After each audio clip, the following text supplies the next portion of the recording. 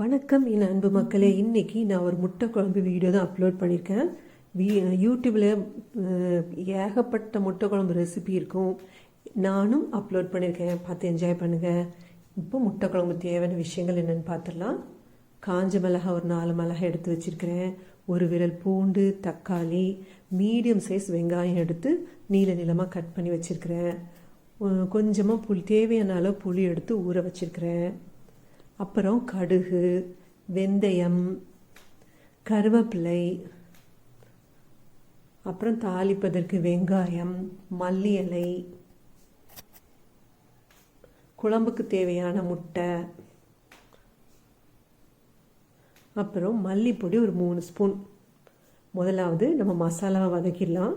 ஸ்டவ்வில் ஒரு பேன் வச்சுட்டு கொஞ்சமாக எண்ணெய் ஊற்றிட்டு நான் நறுக்கி வச்சுருந்த வெங்காயம், தக்காளி, காஞ்ச மிளகாய், பூண்டு எல்லாத்தையும் உள்ளே ஆட் பண்ணிவிட்டு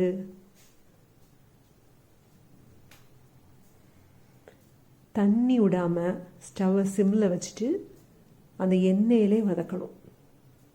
பூண்டு போட்டாச்சு. இது நீங்கள் புளிக்குழம்பு நீங்கள் செய்யும்போது இந்த மாதிரி செஞ்சு பாருங்கள், ரொம்ப டேஸ்ட்டாக இருக்கும். தக்காளி எல்லாம் நம்ம அப்படியே உள்ளே போட்டு குழம்புல வேக வைக்கல, அதுக்கு பதிலாக இந்த மாதிரி வதக்கின பிறகு அதை புளிக்குழம்புல ஆட் பண்ணி பாருங்கள். புளிக்குழம்பும் கட்டியாக இருக்கும், டேஸ்ட்டும் நல்ல டேஸ்ட் இருக்கும். ட்ரை பண்ணி பாருங்கள். இந்த எண்ணெயிலே வதங்கினதுக்கப்புறம் இதை ஆற வச்சுருவேன்.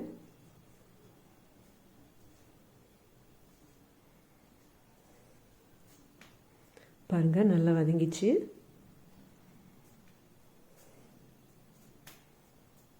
இனிமேல் இதை ஆற வச்சுட்டு மிக்சியில் போட்டு நல்லா மையாக அரைச்சி எடுத்துருவேன். இதுதான் நான் எப்போவுமே புளிக்குழம்புக்கு யூஸ் பண்ணுற மசாலா. பாருங்கள், நல்லா அரைச்சாச்சு.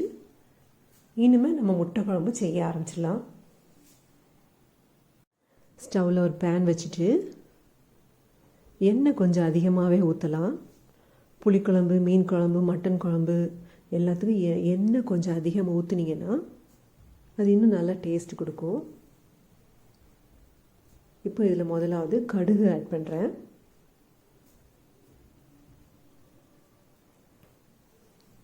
நெக்ஸ்ட்டு வெந்தயம் போடுறேன்.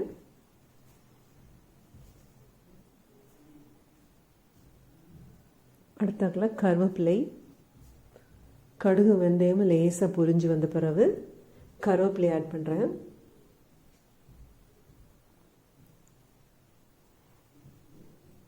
நெக்ஸ்ட்டு நான் நறுக்கி வச்சுருந்த வெங்காயம் எல்லாத்தையும் உள்ளே ஆட் பண்ணுறேன்.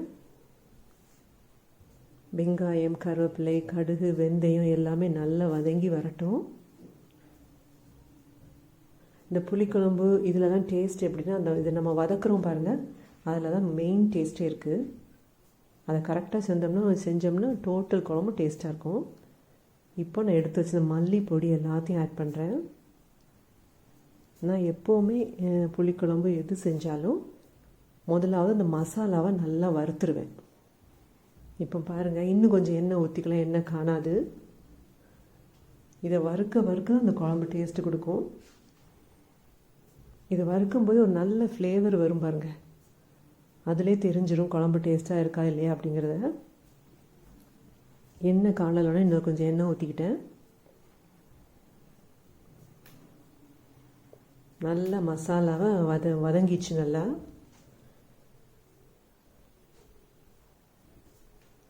இனிமேல் நான் எடுத்து வச்சுருந்த புளி தண்ணி எல்லாத்தையும் உள்ளே ஆட் பண்ணுறேன். நல்லா கலந்து விட்டுலாம்.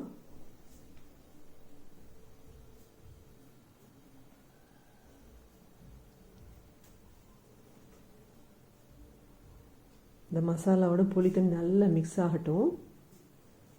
அதுக்கப்புறம் மிக்சியில் நான் அரைச்சி வச்சேன்ல, தக்காளி, வெங்காயம், பூண்டு, காஞ்ச மிளகாய், அது எல்லாத்தையும் உள்ளே ஆட் பண்ணுறேன்.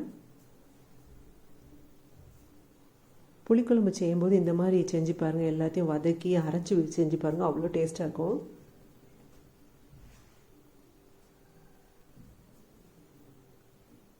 நல்லா கலந்து விட்டுட்டு இப்போ அதுக்கு தேவையான உப்பு ஆட் பண்ணிடலாம்.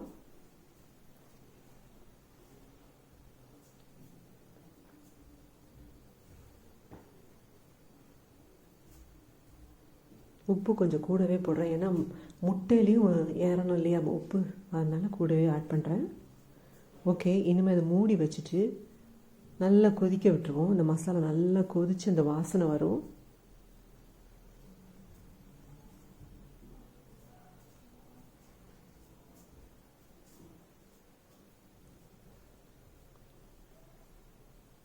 ஓகே, நல்லா கொதிச்சுட்டு பாருங்கள். இனிமேல் ஸ்டவ்வை சிம்மில் வச்சிடலாம். இனிமேல் ஒவ்வொரு முட்டையாக எடுத்து ரொம்ப கேர்ஃபுல்லாக உள்ளே ஊற்றணும், உடச்சி கேர்ஃபுல்லாக உள்ளே ஊற்றணும். பாருங்கள் எப்படி ஊற்றுறேன்னு. ஏன்னா டக்குன்னு அந்த மஞ்சக்கரு பிரிஞ்சிரும், பிரியாமல் ஊற்றணும். இப்படியே எல்லா முட்டையும் நான் உள்ளே ஆட் பண்ணிடுறேன். பாருங்கள், எல்லா முட்டையும் உள்ளே போட்டாச்சு. ஸ்டவ் சிம்லே இருக்கட்டும்.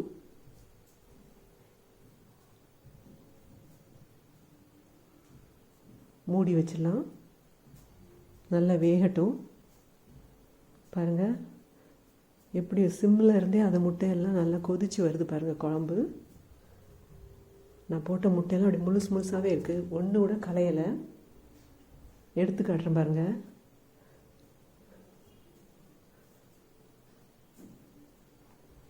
அவ்வளோதான். இனிமேல் நான் எடுத்து வச்சுருந்த மல்லி இலை எல்லாத்தையும் உள்ள ஆட் பண்ண போகிறேன்.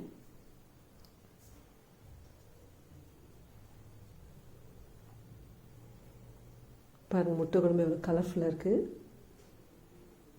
அவ்வளோதான் ஃப்ரெண்ட்ஸ், என்னோடய முட்டை குழம்பு முடிந்தது. என்னுடைய வீடியோ உங்களுக்கு பிடிச்சிருந்துன்னா லைக் பண்ணுங்கள், ஷேர் பண்ணுங்கள், சப்ஸ்கிரைப் பண்ணுங்கள். இன்னொரு வீடியோவில் உங்கள் எல்லோரும் மீட் பண்ணுறேன். அது வரைக்கும் தேங்க்யூ ஸோ மச்.